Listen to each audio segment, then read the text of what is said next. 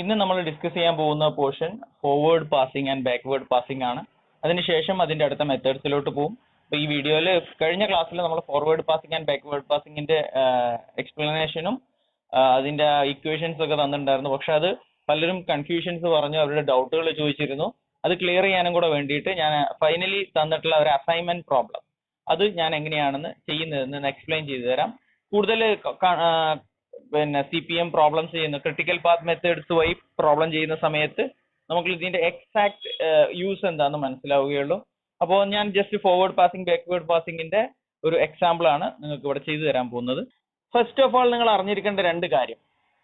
Forward passing is done to find the earliest occurrence.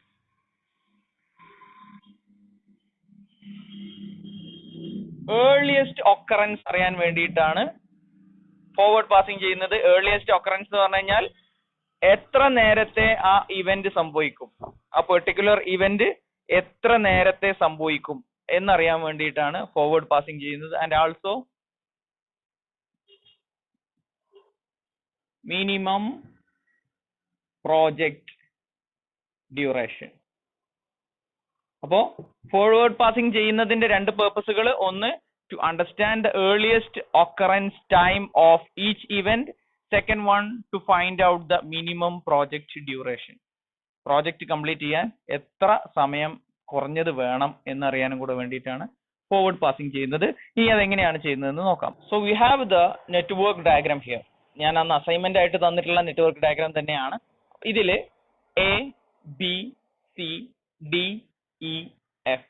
ABCDEF 6 ആക്ടിവിറ്റികളുണ്ട്. 1, 2, 3, 4, 5, 6 6 ഇവന്റുകളുണ്ട്. ഇവന്റുകളും ആക്ടിവിറ്റികളും തമ്മിലുള്ള വ്യത്യാസം അറിയാലോ. Event indicates the start and end of an activity. A എന്നുള്ളത് ഒരു ആക്ടിവിറ്റിയാണ്, like excavation, plastering, concreting. അതൊക്കെ ഒരു പ്രോസസ്സാണ്, ഒരു ടൈം എടുക്കുന്ന ഒരു പ്രോസസ്സാണ്. ആ പ്രോസസ്സിന്റെ സ്റ്റാർട്ടിങ്ങിനെ ഇത് എക്സ്കവേഷൻ ആണെങ്കിൽ 1 represent starting of excavation, 2 represent finishing of excavation. അപ്പോ 1ഉം 2ഉം എന്നുള്ളത് വെറും ഒരു ഇവന്റുകളാണ്. ABCDEF എന്നുള്ളത് ഓരോ ആക്ടിവിറ്റികളാണ് which consumes resources and time. അപ്പോ ഇത് വെച്ചിട്ട് ഒരു നെറ്റ്വർക്ക് ഡയഗ്രാം വരച്ചു. ഈ നെറ്റ്വർക്ക് ഡയഗ്രാം ഇൻഡിക്കേറ്റ് ചെയ്യുന്നത് എന്താണ്? A is an activity, B is another activity and B follows A. A എന്നുള്ള ആക്ടിവിറ്റി കഴിഞ്ഞതിന് ശേഷം മാത്രമേ B എന്ന ആക്ടിവിറ്റി സംഭവിക്കുകയുള്ളൂ. B കഴിഞ്ഞതിന് ശേഷം മാത്രമേ C സംഭവിക്കുകയുള്ളൂ. ഇതേപോലെ എയും ഡിയും ഒരേ സ്റ്റാർട്ടിങ്ങിൽ ഒരേ ഇൻസ്റ്റന്റിൽ തുടങ്ങുന്നതാണ്. സോ D കഴിഞ്ഞിട്ട് E സംഭവിക്കുകയുള്ളൂ, E കഴിഞ്ഞിട്ട് F സംഭവിക്കുകയുള്ളൂ. ആൻഡ് സിയും എഫും കഴിഞ്ഞാൽ മാത്രമേ ആറാമത്തെ event which is the event, ഇത് എൻഡ് ഇവന്റ് ആണ്. എൻഡ് ഇവന്റ് എന്ന് പറഞ്ഞു കഴിഞ്ഞാൽ പ്രോജക്റ്റ് കംപ്ലീറ്റ് ആയി എന്ന് കാണിക്കുന്ന ഇവന്റ് ആണ് 6th ഇവന്റ്. അപ്പൊ C ആക്ടിവിറ്റിയും F ആക്ടിവിറ്റിയും കംപ്ലീറ്റ് ആയാൽ മാത്രമേ എൻഡ് ഇവന്റ് ആയിട്ടുള്ള 6 നടക്കുള്ളൂ. ഈ 1 എന്താണ്? That is A start event. Okay, ഇത്രയാണ് ഈ നെറ്റ്വർക്കിന്റെ ബേസിക് ആയിട്ട് നമ്മൾ അറിഞ്ഞിരിക്കേണ്ടത്. സാധാരണ ആരോ മാർക്കിന്റെ മുകളിലാണ് ആക്ടിവിറ്റിയുടെ പേരും ആരോ മാർക്കിന്റെ താഴ്ഭാഗത്താണ് ആക്ടിവിറ്റിയുടെ ഡ്യൂറേഷനും കൊടുക്കുക. 6, 8, 7, 6, 4, 3 ഇത്രയാണ് ഈ ആക്ടിവിറ്റീസിന്റെ ഡ്യൂറേഷൻസ് കാണിച്ചിട്ടുള്ളത്. ചില ക്വസ്റ്റ്യൻസിൽ അത് B,8, C,7 അങ്ങനെ കൊടുത്താലും അത് റെപ്രസെന്റബിൾ ആണ്, കുഴപ്പമില്ല. അപ്പൊ സാധാരണ നമുക്ക് കാൽക്കുലേഷന്റെ എല്ലാ കാര്യത്തിനും എളുപ്പത്തിനും സ്പേസ് ഉപയോഗിക്കാൻ വേണ്ടിയിട്ടും ആരോ മാർക്കിന്റെ മുകളിൽ ആക്ടിവിറ്റിയുടെ പേരും ആരോ മാർക്കിന്റെ താഴെ ആക്ടിവിറ്റിയുടെ ഡ്യൂറേഷനുമാണ് കൊടുക്കാറ്. So let's see how we can apply forward passing to find the earliest occurrence time and to find the minimum duration of the project. Okay, and we are doing forward passing, and forward passing start from the starting event to the ending event. Okay, and നമ്മൾ ഇവിടെ കണ്ടെത്താൻ പോകുന്നത് എന്താണ്? Earliest occurrence time. So ഞാൻ ഇവിടെ എല്ലാം ഒരു E എന്ന് എഴുതി വെച്ചു. E. We are going to find the E of this activity. ഈ ആക്ടിവിറ്റിയുടെ ഏർലിയസ്റ്റ് occurrence time ആണ് നമ്മൾ കാണാൻ പോകുന്നത്. അപ്പോൾ first event happens at the 0th time. So first ഇവന്റിന്റെ E, ഏർലിയസ്റ്റ് പോസിബിൾ ടൈം, ഏറ്റവും ആദ്യം തുടങ്ങുന്നത് എവിടെയായിരിക്കും? 0ലായിരിക്കും. അപ്പൊ അതിൽ യാതൊരു ഡൗട്ടും വേണ്ട. ഏതൊരു നെറ്റ്വർക്ക് കിട്ടിയാലും അതിന്റെ വെരി ഫസ്റ്റ് ഇവന്റിന്റെ E വാല്യൂ 0 ആയിരിക്കും. So we going to the second event. Second event ഒന്ന് പരിശോധിച്ച് നോക്കൂ. A എന്നുള്ള ആക്ടിവിറ്റി നടന്നതിന് ശേഷമാണ് സെക്കൻഡ് ഇവന്റ് സംഭവിക്കുന്നത്. സോ ഇവിടുത്തെ ഈ വാല്യൂ കിട്ടാൻ സീറോയിൽ സ്റ്റാർട്ട് ചെയ്തു 6 ദിവസം അല്ലെങ്കിൽ 6 week whatever be the unit 6 weeks ആണെന്നുണ്ടെങ്കിൽ 6 വീക്ക് കഴിഞ്ഞാൽ ഈ സെക്കൻഡ് ഇവന്റിന്റെ ഏർലിയസ്റ്റ് ഓക്കറൻസ് നടക്കാം അല്ലെ. ഏറ്റവും ആദ്യം ഇത് സംഭവിക്കണമെങ്കിൽ മാക്സിമം പരമാവധി നേരത്തെ സംഭവിക്കണമെങ്കിൽ ആക്ടിവിറ്റി എ കംപ്ലീറ്റ് ആവണം. ആക്ടിവിറ്റി എ കംപ്ലീറ്റ് ആവണമെങ്കിൽ 6 ദിവസം or 6 week whatever be the unit അത്രയും ദിവസം എടുക്കും. ആ 6 ദിവസം കഴിഞ്ഞാൽ മാത്രമേ ഇവന്റ് 2 സംഭവിക്കുള്ളൂ. അപ്പൊ ഇവന്റ് 2ന്റെ ഈ വാല്യൂ നമുക്ക് 6 കിട്ടി. So how to find the E value of event 4? Event 4 സംഭവിക്കുന്നത് ഇവന്റ് 2ന് ശേഷമാണ്. ഇവന്റ് 2ന് ശേഷം ഉള്ള ആക്ടിവിറ്റി ബി ആണ്. ബിക്ക് എടുക്കുന്ന ഡ്യൂറേഷൻ 8 ആണ്. സോ ഇവന്റ് 2ന്റെ ഏർലിയസ്റ്റ് പോസിബിൾ ടൈം 6 ആണ്. അത് കഴിഞ്ഞാൽ 8 ദിവസം കഴിഞ്ഞാൽ മാത്രമേ ഇതിന്റെ ഏർലിയസ്റ്റ് ഒക്കറൻസ് നടക്കുന്നുള്ളൂ. സോ ഇതിന്റെ ഏർലിയസ്റ്റ് ഒക്കറൻസ് കാണാൻ ഇവിടുത്തെ ഇ പ്ലസ് ഇവിടുത്തെ duration, that means 6 plus 8 gives 14. Okay, ഇനി ഇത് കാണുന്നതിന് മുമ്പ് അതിലോട്ട് വരുന്ന വേറൊരു നെറ്റ്വർക്ക് കൂടെ ഉണ്ട്. അതുകൂടെ കംപ്ലീറ്റ് ചെയ്തിട്ട് മാത്രമേ ഫൈനൽ ഇവന്റിലോട്ട് പോകാൻ പാടുള്ളൂ. Let's see what is the value of event 3. Event 3 happens after event 1. Event 1 0 ആണ് അതിന്റെ ഈ വാല്യൂ. അതിനുശേഷം നടക്കുന്ന ആക്ടിവിറ്റി ഡി ആണ്. ഡിക്ക് എടുക്കുന്ന duration 6 days or 6 weeks whatever it may be. അപ്പൊ 6 days ആണ് യൂണിറ്റ് എങ്കിൽ 0 plus 6 gives 6. ഇനി ഇതിന്റെ ഈ വാല്യൂ ഇവിടുത്തെ ഏർലിയസ്റ്റ് പോസിബിൾ ടൈം 6 ആണ്. അതായത് 6ാമത്തെ ദിവസമാണ് ഇവന്റ് 3 പരമാവധി നേരത്തെ സംഭവിക്കുള്ളൂ.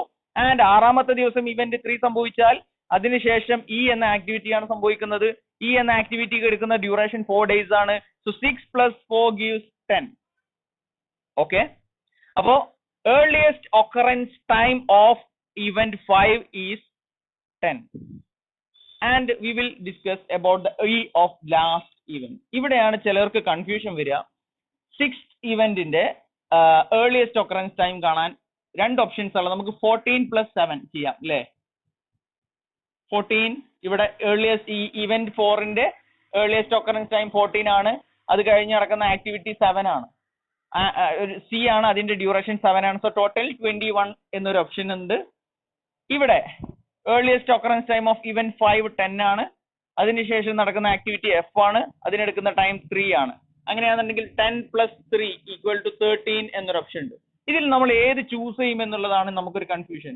സോ നമ്മൾ ഒരു റണ്ണിങ് റേസിന്റെ എക്സാമ്പിൾ പറഞ്ഞിരുന്നു. എന്താണ്, ഒരു 5 പേര് ഓട്ട മത്സരത്തിൽ പങ്കെടുത്തു.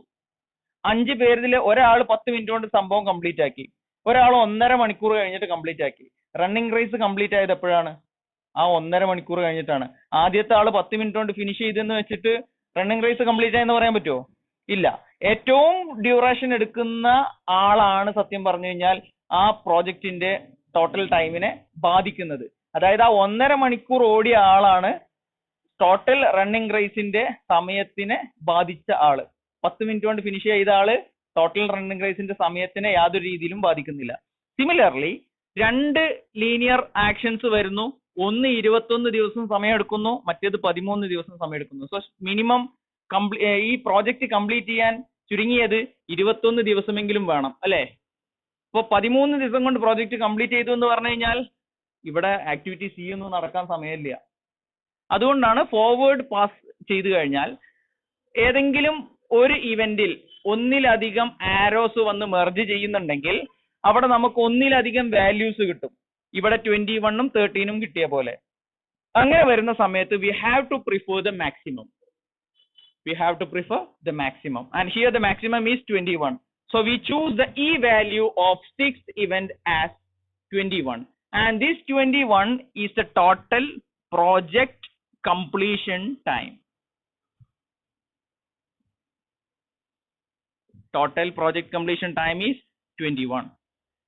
Forward passing മനസ്സിലായല്ലോ. Forward passing ഞാൻ ഈ വെച്ചത് വെച്ച് ഒന്നുകൂടെ കൺക്ലൂഡ് ചെയ്യാൻ പറഞ്ഞത് വെച്ചിട്ട് forward passing will start from the first event to the last event. And we can find the earliest occurrence time of each event. ഇവിടെ നമ്മൾ E എന്ന് ഈക്വൽ ടു മാർക്ക് ചെയ്ത കാര്യങ്ങളാണ് earliest occurrence time of these events. 1, 2, 4.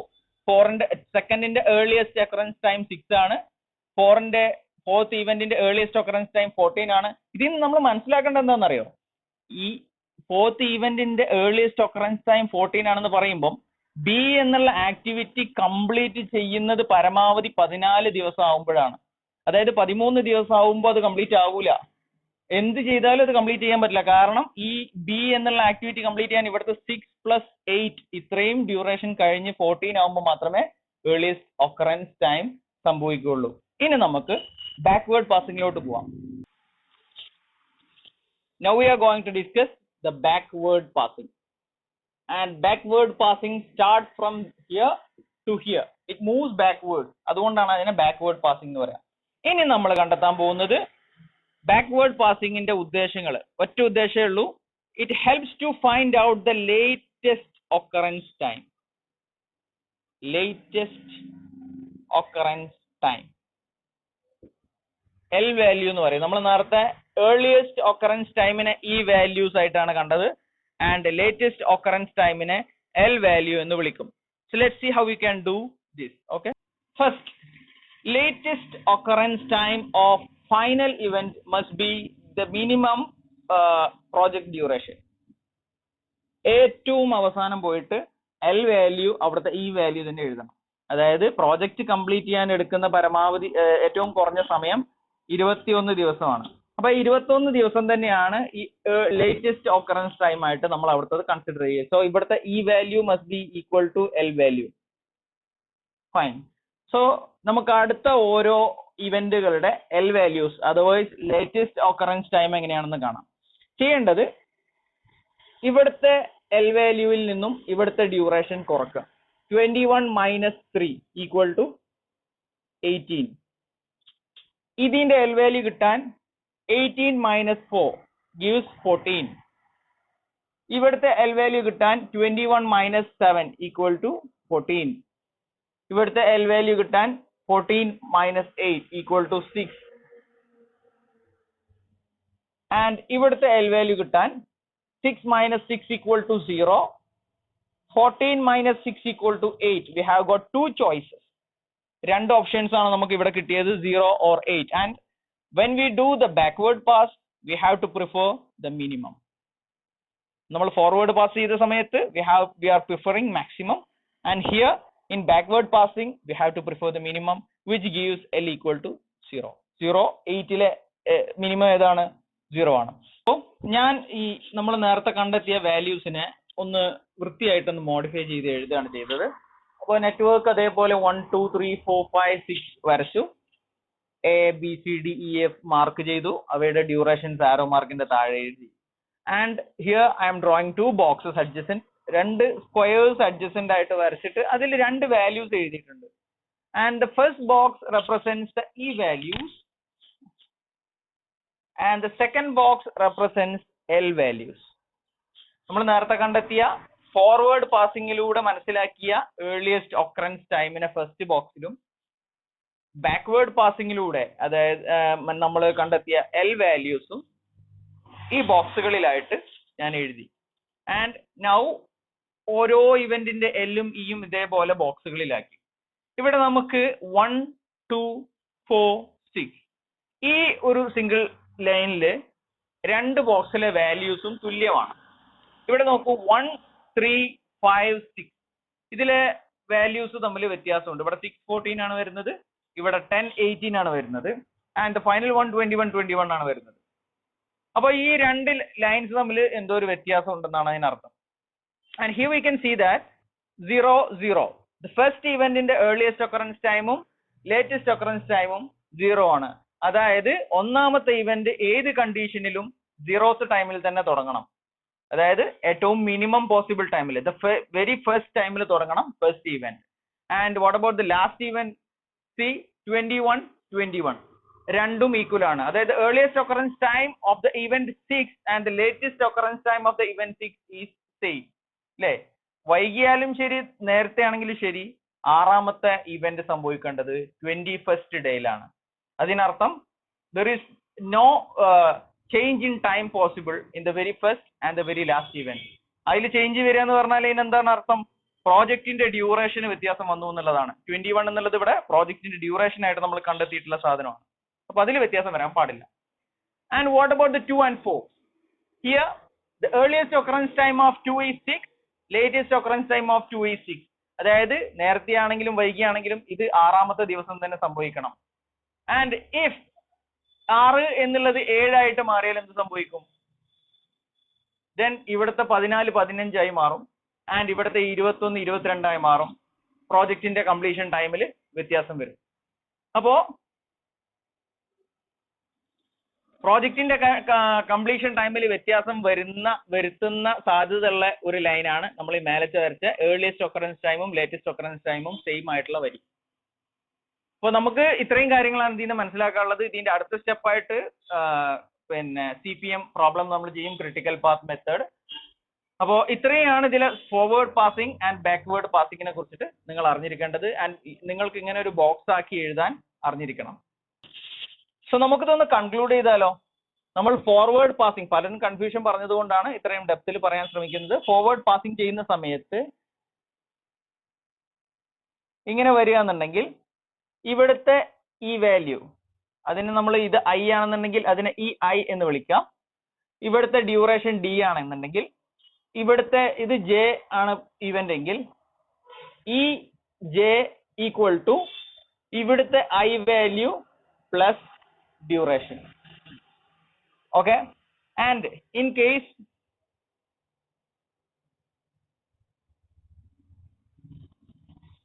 രണ്ട് ഇത് വരുന്നുണ്ട്,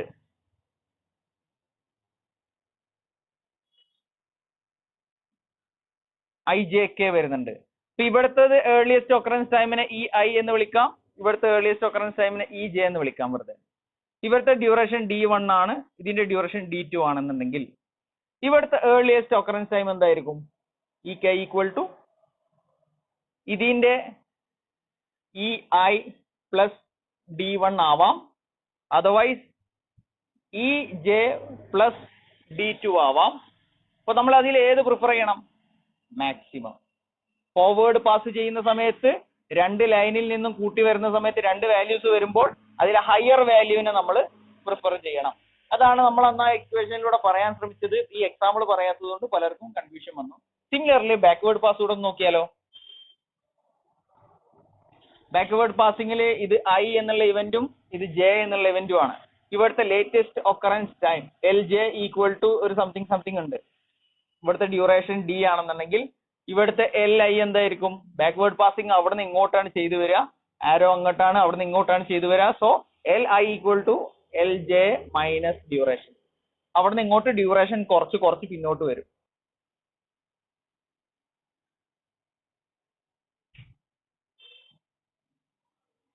ഇനി IJK ഇങ്ങനെയാണ് നെറ്റ്വർക്ക് പോകുന്നതെന്ന് വിചാരിക്കാം.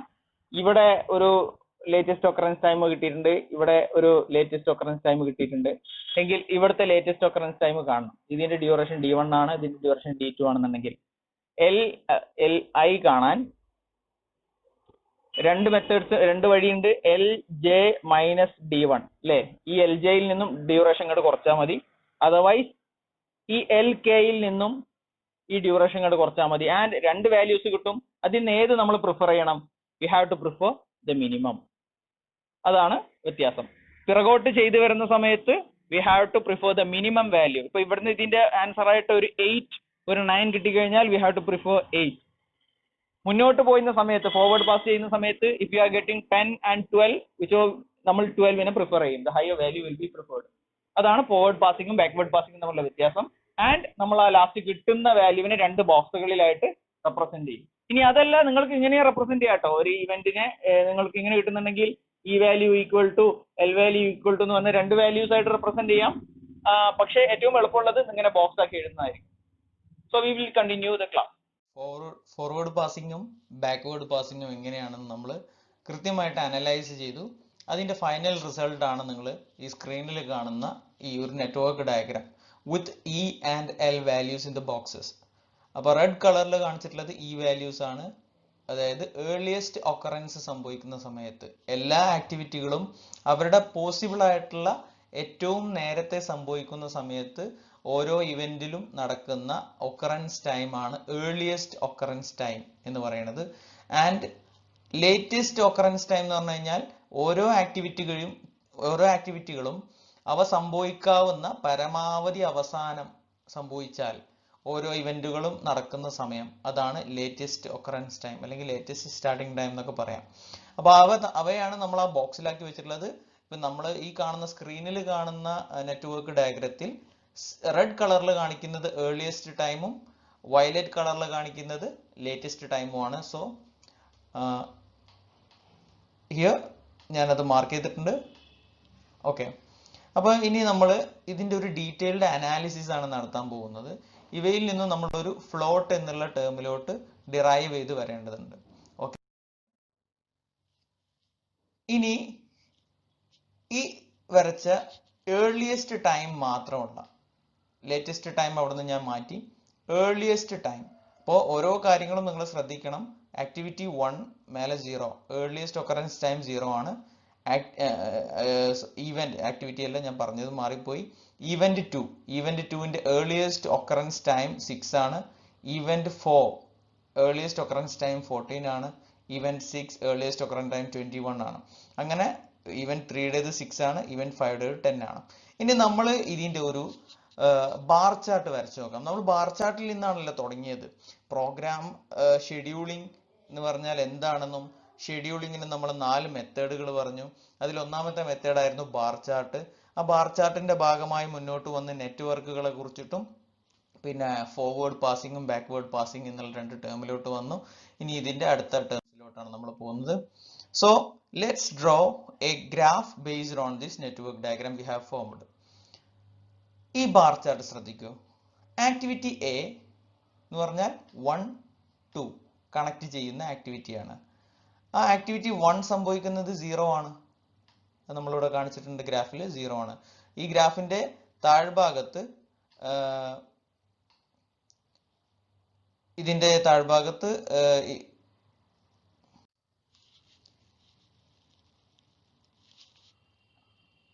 ഈ ഗ്രാഫിന്റെ താഴ്ഭാഗത്ത് ഈ ഡേയ്സ് കാണിച്ചിട്ടുണ്ട്. 0, 1, 2 അങ്ങനെ തൊട്ട് 23 വരെയുള്ള ഒരു ഗ്രാഫ് കാണിക്കുന്നുണ്ട്. അതിന്റെ വേർട്ടിക്കലിൽ y ആക്സിസിൽ ആക്ടിവിറ്റീസ് എന്ന് മാർക്ക് ചെയ്തിട്ടുണ്ട്, ABCDEF. ഓക്കെ, അപ്പൊ ഇതിൽ ആക്ടിവിറ്റി എയുടെ ഫസ്റ്റ് ഇവന്റ് ആയ 1 ഹാപ്പൻസ് ഓൺ 0 നമ്മൾ ഇവിടെ മാർക്ക് ചെയ്തിട്ടുണ്ട്. Activity 1 happens on 0 and activity A complete ചെയ്യുന്ന സമയത്ത് 6 ഡേയ്സ് ആണ് അതിന്റെ ഡ്യൂറേഷൻ. 6 ഡേയ്സ് കഴിഞ്ഞ് നടക്കുന്ന event 2 and event 2 happens on 6 അല്ലേ? കറക്റ്റ് അല്ലേ? നോക്കൂ, ഇവന്റ് 2 എന്ന് പറഞ്ഞു കഴിഞ്ഞാൽ ആക്ടിവിറ്റി എ കംപ്ലീറ്റ് ചെയ്ത് ആക്ടിവിറ്റി ബി സ്റ്റാർട്ട് ചെയ്യുന്ന ഇവന്റ് ആണ്. ഇവിടെയാണ് ആക്ടിവിറ്റി എ എൻഡ് ചെയ്ത് ബി സ്റ്റാർട്ട് ചെയ്യുന്നത്. ആ ഇവന്റ് ഹാപ്പൻസ് ഓൺ 6. അതാണ് നമ്മൾ ഇവിടെ മാർക്ക് ചെയ്തിട്ടുള്ള 6. ഓക്കെ, ആൻഡ് ആക്ടിവിറ്റി ബി നോക്കൂ, ആക്ടിവിറ്റി ബിയുടെ ഡ്യൂറേഷൻ 8 ആണ്. ഇറ്റ് സ്റ്റാർട്ട്സ് ഓൺ 6 ആണ് and it ends on 14. Okay, അപ്പൊ അതും കറക്റ്റ് ആണ്. ആൻഡ് ആക്ടിവിറ്റി സി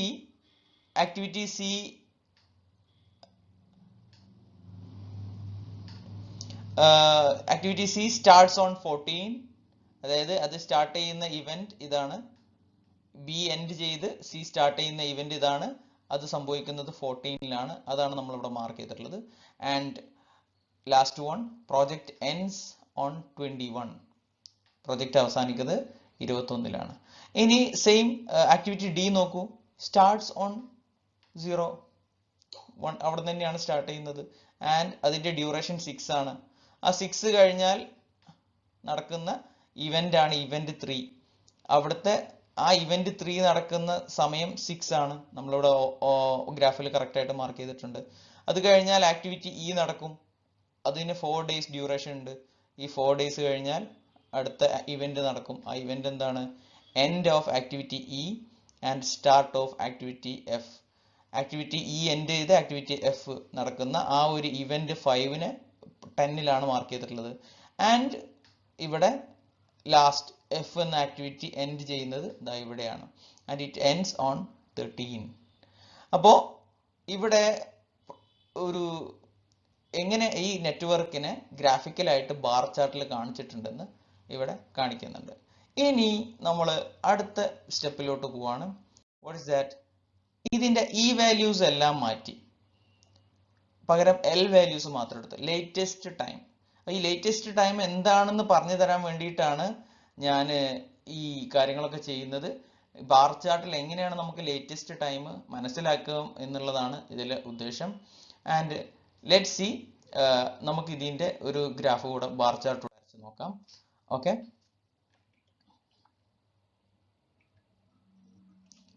അപ്പൊ ഈ ബാർ ചാർട്ടിൽ എന്താണ് വ്യത്യാസം ഒന്ന് ശ്രദ്ധിച്ചു നോക്കിയേ. സാധാരണ പോലെ ആക്ടിവിറ്റി എ 0-ൽ തന്നെ തുടങ്ങി, അത് എൻഡ് ചെയ്തത് 6-ലാണ്, കറക്റ്റ് ആയിട്ടുണ്ട്, 6-ൽ തന്നെയാണ്. ഓക്കെ, പിന്നെ അടുത്തത് എൻഡ് ചെയ്തത് 14-ൽ തന്നെയാണ്, ആൻഡ് ഇത് എൻഡ് ചെയ്തത് 21-ൽ തന്നെയാണ്. അപ്പോൾ ആ കള്ളികൾ ഓക്കെ ആയിട്ട്. And what about activity D E F? Activity D നമ്മൾ പുറകോട്ടാണ് ഇവിടുന്ന് വാല്യുവേഷൻ ചെയ്തു വന്നത്. അപ്പോൾ ആക്ടിവിറ്റി എഫ് എൻഡ് ചെയ്തത് 21-ൽ തന്നെയാണ്, പക്ഷെ സ്റ്റാർട്ട് ചെയ്തതോ 18-ലായിരുന്നു. അപ്പൊ ഈ ഇവന്റ് സംഭവിച്ചത് എവിടേക്ക് മാറി? നേരത്തെ ഇവിടെ എങ്ങാണ്ട് നിന്നിരുന്ന സാധനം ദാ ഇവിടേക്ക് മാറി.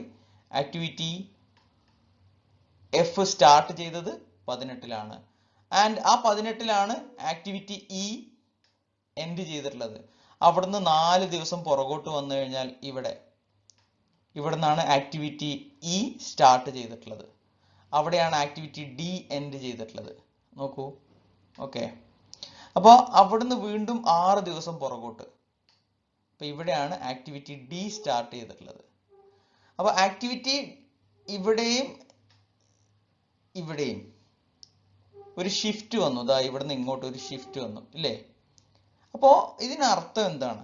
നമുക്ക് ഇതിൽ നിന്ന് എന്ത് മനസ്സിലാക്കാം? അത് നമ്മളൊന്ന് അനലൈസ് ചെയ്യണം. അപ്പൊ നമ്മൾ ഏർലിയസ്റ്റ് ടൈമിന്റെ ഗ്രാഫ് വരച്ചപ്പോഴും ലേറ്റസ്റ്റ് ടൈമിന്റെ ഗ്രാഫ് വരച്ചപ്പോഴും ഈ സെക്ഷനിൽ ചേഞ്ച് ഒന്നുമില്ല, പക്ഷെ ഈ സെക്ഷനിൽ മാത്രം ചേഞ്ച് വന്നു. അപ്പൊ അത് എന്തുകൊണ്ടാണ് ഒന്ന് നോക്കണം.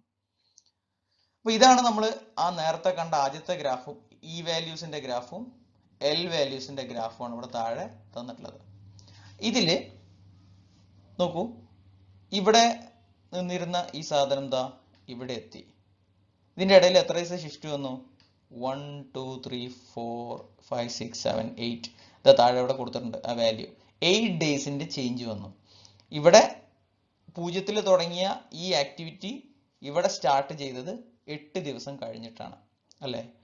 അതുകൊണ്ട് തന്നെ ഇവിടെ 21-ാം ദിവസം എൻഡ് ചെയ്ത ഈ ആക്ടിവിറ്റി 8 ദിവസം മുമ്പ് ഇവിടെ എൻഡ് ചെയ്തിട്ടുണ്ട്. അതായത് ഇവിടെ 21-ൽ ഷാർപ്പായിട്ട് മുട്ടി, കറക്റ്റ് അവസാനത്തെ ദിവസമാണ് അവസാനിച്ചത്. പക്ഷെ ഇവിടെ 8 ദിവസം മുമ്പ് അവസാനിച്ചു.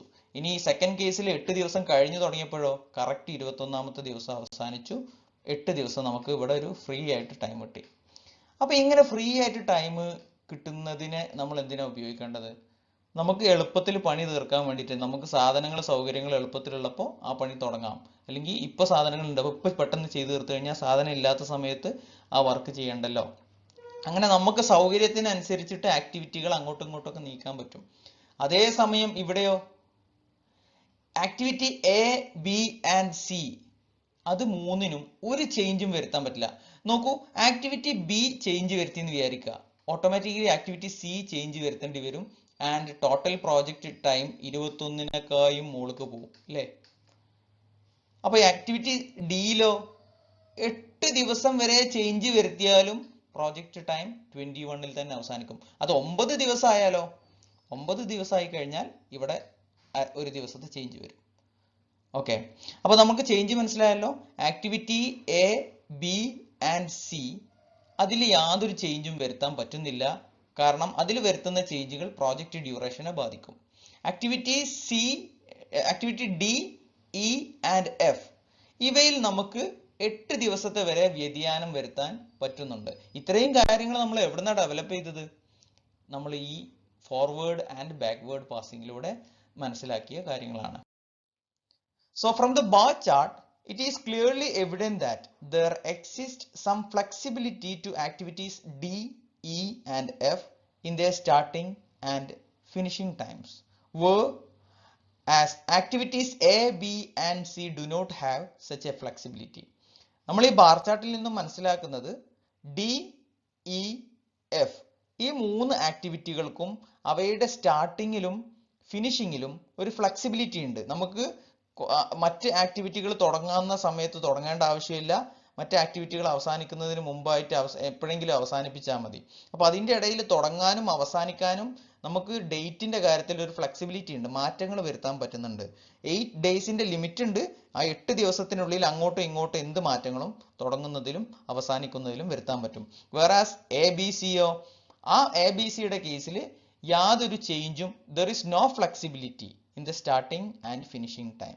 അത് നമുക്ക് ഈ രണ്ട് ബാർ ചാർട്ട് അനലൈസ് ചെയ്യുന്നതിലൂടെ മനസ്സിലാക്കാൻ സാധിച്ചു. And the project duration primarily depend on activities ABC. പ്രോജക്റ്റിന്റെ ഡ്യൂറേഷൻ എയെയും ബിനെയും സിനെയും ആണ് ഡിപ്പെൻഡ് ചെയ്തിരിക്കുന്നത് അല്ലെ. എയുടെ 6 + ബിയുടെ 8 + സിയുടെ 7, ഈ മൂന്നും കൂടെ ആഡ് ചെയ്തപ്പോൾ കിട്ടിയ 21 ആണ് പ്രോജക്റ്റ് ഡ്യൂറേഷൻ ആയിട്ട് വന്നിട്ടുള്ളത്. ഇവയാണ് ഏറ്റവും കൂടുതൽ സമയം എടുക്കുന്നത്. അവയുടെ ആ സമയത്തിന്റെ സമ്മാണ് ടോട്ടൽ പ്രോജക്റ്റ് ഡ്യൂറേഷൻ ആയിട്ട് നമ്മൾ കൺസിഡർ ചെയ്യുന്നത്. അത് ഈ രണ്ട് കേസിലും മാറ്റം വന്നിട്ടില്ല. പക്ഷെ ഇവിടെ DEFന്റെ കേസിൽ മാത്രമാണ് നമുക്ക് ഷിഫ്റ്റിംഗ് പോസിബിൾ ആയിട്ടുള്ളത്. അപ്പോൾ ഇനി നമുക്ക് ഇമ്പോർട്ടൻ്റ് ആയിട്ടുള്ള ഒരു ടേമിലോട്ട് വരാം, total float. Then what is total float എന്നാണ് ഇനി പറയുന്നത്. The total float of an activity is the amount of time by which the start of an activity may be delayed without causing a delay in the project completion. പ്രോജക്റ്റിന്റെ കംപ്ലീഷന്റെ സമയത്തിനെ ബാധിക്കാതെ ഒരു particular ആക്ടിവിറ്റിനെ നമുക്ക് അങ്ങോട്ടോ ഇങ്ങോട്ടോ എത്രത്തോളം flexible ആയിട്ട് നീക്കാൻ പറ്റും, അതിന് പറയുന്ന പേരാണ് ടോട്ടൽ ഫ്ലോട്ട്. നമ്മൾ കഴിഞ്ഞ ബാർ ചാർട്ടിൽ കണ്ടത് എന്താണ്? ആക്ടിവിറ്റി ഡിയും ഇയും എഫും 8 ദിവസത്തെ വൈകിപ്പിച്ചാലും പ്രോജക്റ്റിന്റെ ടോട്ടൽ ഡ്യൂറേഷൻ, അതായത് 21 ദിവസത്തിനെ അത് ബാധിക്കുന്നുണ്ടോ? ഇല്ല. ഈ 8 ദിവസം വരെ നമുക്ക് നീക്കി കഴിഞ്ഞാലും പ്രോജക്റ്റ് 21ാമത്തെ ദിവസം തന്നെ നമുക്ക് എൻഡ് ചെയ്യാൻ സാധിക്കുന്നുണ്ട്. അപ്പോ ആ ബാർ ചാർട്ട് നോക്കുകയാണെന്നുണ്ടെങ്കിൽ, അല്ലെങ്കിൽ ആ ഒരു നെറ്റ്വർക്ക് നോക്കുകയാണെന്നുണ്ടെങ്കിൽ, ആക്ടിവിറ്റി ഡിയുടെയും ഇയുടെയും എഫിന്റെയും ടോട്ടൽ ഫ്ലോട്ടിന് നമുക്ക് 8 എന്ന് പറയാൻ പറ്റും. സോ ടോട്ടൽ ഫ്ലോട്ട് എന്ന് പറഞ്ഞു കഴിഞ്ഞാൽ എന്താണ്? Amount of time by which the start of an activity may be delayed. എത്ര സമയമാണ് ഒരു ആക്ടിവിറ്റിയുടെ തുടക്കത്തിനെ നമുക്ക് വൈകിപ്പിക്കാൻ സാധിക്കുന്നത് without causing delay to the project completion time.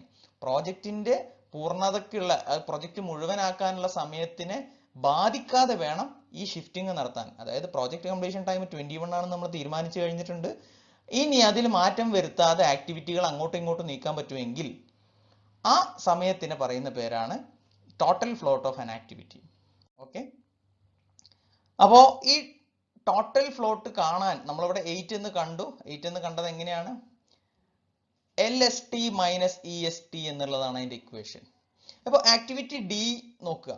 Activity ഡിന്റെ total float കാണണമെങ്കിൽ LST എന്ന് പറഞ്ഞു കഴിഞ്ഞാൽ latest starting time. Latest starting time എവിടെയാണ് സംഭവിക്കുന്നത്? ഏറ്റവും വൈകി തുടങ്ങുന്നത് ഇവിടെയാണ്. അതെന്നാണ്? 8. And EST earliest starting time. Earliest starting എന്ന് പറഞ്ഞു കഴിഞ്ഞാൽ എത്രയും നേരത്തെ തുടങ്ങാൻ പറ്റുന്നത് ഇവിടെ 0. സോ 8 - 0 = 8. അപ്പോൾ നമുക്ക് ഇവിടെ എന്ത് പറയാം? Total float of activity D is equal to 8. അതല്ലെങ്കിൽ വേറൊരു ഇക്വേഷനും കൂടെ ഉണ്ട്, LFT - EFT. That means latest finishing time, ഏറ്റവും വൈകി പോകുന്ന സമയത്തുള്ള ഫിനിഷിംഗ് ടൈം എന്ന് ഏർലിയസ്റ്റ് ഫിനിഷിംഗ് ടൈം കുറക്കുക. EFT എന്ന് പറഞ്ഞു കഴിഞ്ഞാൽ ഏർലിയസ്റ്റ് ഫിനിഷിംഗ് ടൈം കുറക്കുക. ഇതാണ് ഏർലിയസ്റ്റ് ഫിനിഷിംഗ് ടൈം. അപ്പൊ ലേറ്റസ്റ്റ് ഫിനിഷിംഗ് ടൈം എന്ന് പറഞ്ഞു കഴിഞ്ഞാൽ 14 ആണ്. ഏർലിയസ്റ്റ് ഫിനിഷിംഗ് ടൈം എന്ന് പറഞ്ഞു കഴിഞ്ഞാൽ 6 ആണ്. അപ്പൊ 14ൽ നിന്ന് 6 കുറക്കുക. 14ൽ നിന്ന് 6 കുറച്ചാലും എന്ത് തന്നെയാ കിട്ടുക? 8 തന്നെയാ കിട്ടുക. അപ്പോ ടോട്ടൽ ഫ്ലോട്ട് കാണാൻ എന്ത് ചെയ്യണം?